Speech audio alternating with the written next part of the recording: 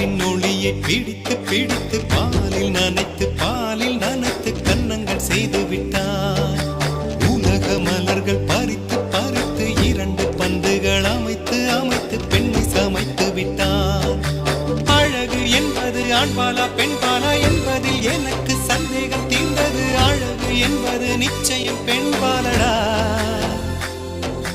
கவிதை என்பது மொழியின் வடிவம் என்றொரு கருத்தும் இன்று உடைந்தது. கவிதை என்பது கன்னி வடிவமடா. மின்னலை பிடித்து மேக